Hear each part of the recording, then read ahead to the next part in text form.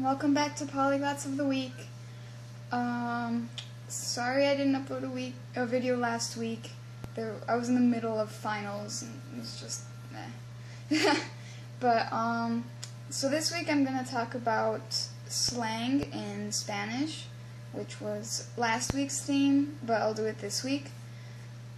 So my family's from Argentina, so a lot of the slang that we use is very Argentinian. Some of these I don't know if they use in other countries, they might, but I don't speak other dialects of Spanish. So I just know that we use these in Buenos Aires, especially. Let's see. Let's start with laburar, or laburo.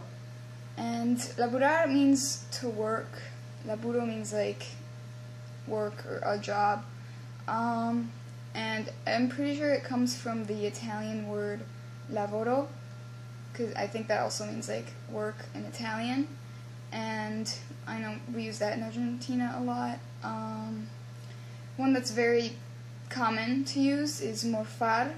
Morfar means to eat. It's like saying comer, but it's a little bit more slang and definitely more Argentinian. We also say Morphe for food, or like a meal. Then of course you have Boludo, which means like idiot, or dumbass. So Boludo, it's an insult. Che is really famous for Argentinians. It's like saying sort of hey, or like, I never know how to explain it, but it's like, I often add it at the end of sentences, so I'll say like, no se olviden de mí, che. Like, oh, guys, don't forget about me. Hey, yeah, hey. So it's sort of like that. Then there's quilombo, which I think it's a little bit more rude, and it's like you use it when you say that something is a mess. So it's like, oh, quilombo. You guys made a mess. Embole. How do I explain that one? Que embole. Like, how boring something is, or tengo que ir a mi clase, or que embole. Yeah, like how boring. We say gallego. Gallego is, technically it's a term for someone from Galicia in Spain, but we use that for every single Spaniard. So if you're from Barcelona, you're a gallego. And yeah, that can make Spaniards angry sometimes, especially if you're not actually from that place. But we say it anyway. Fiaca, I feel like, is a really important one. I like it a lot, because I feel like it doesn't really have a counterpart in English that much. Fiaca is like laziness, and I'll often say like, me da fiaca. Like, it gives me this feeling of laziness when you really don't want to do something. When you think about doing something, you're like, I don't want to do it. So, no quiero hacer mis deberes, me da fiaca. Like, oh, I don't want to do my homework. I just feel so lazy when I think about it. Then, me da cosa, which means, it literally means it gives me something, and you use that when you think of, like, something that bothers you, or, like, disturbs you. Ay, me da cosa. Like, I don't like it, me da cosa. A lot of these I don't know how to explain, because it's just in the connotation and in the tone and in the context. Most of these don't have, like, English counterparts, so I can't give it, like, an English translation for a lot of these. It just doesn't exist, or it doesn't have the same, like, connotation, the same sort of feeling as the Spanish counterpart. But,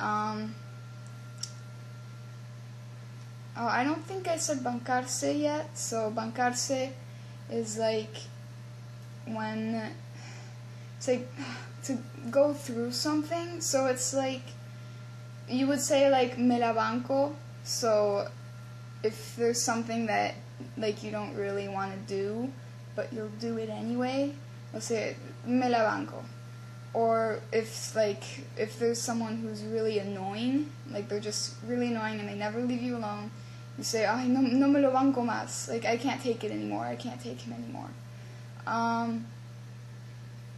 So yeah, that's bancárselo. It's a verb. Ni en pedo, which means like no way. Like, they'll never do that. Ni en pedo. He'll never, like, nunca, ni en pedo va a hacer eso. Like, he'll never do that. Like, there's no way. Okay. Then I wrote down some phrases too, which are really common because Argentinians tend to use, when they're speaking in slang and swearing, they tend to use very long phrases to describe things. So I wrote down, for example, Debending buzón. This is an expression which means like, it literally means they'll sell you a mailbox. And it's supposed to mean, like, you're really gullible. You'll believe anything anyone tells you. You're so gullible, you'll buy a mailbox when you don't need one, because houses come with mailboxes. So, te venden buzón. There's one that, like, tirado de los pelos is one that I don't think it exists in English, so I have trouble using it. Sometimes, like, I want to use it with my friends, but they don't speak Spanish, so I have to find a different way to explain.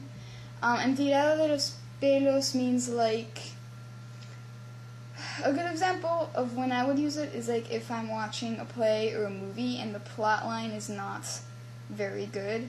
It's sort of unbelievable. It's, like, the things that the protagonist, like, goes through is like too easy, or it's just the plot doesn't make sense.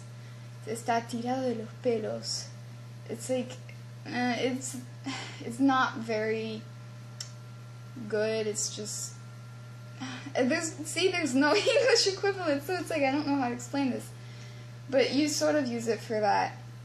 That's when my family uses it the most, when we watch like a movie and the plot's just like it didn't work out all that well. Okay.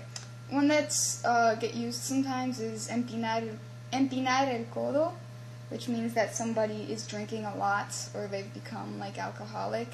And it's like, empinar is like going like this. This is el codo, the wrist. So like you're literally doing this, and it's like the sign for drinking.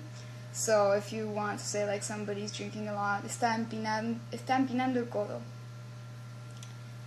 And yeah, okay. I think I'm going to cut it short now because the video is getting really long. But maybe I'll put some more in the description because I had a couple more on this list here. So, alright. I'll see you next week. Ciao!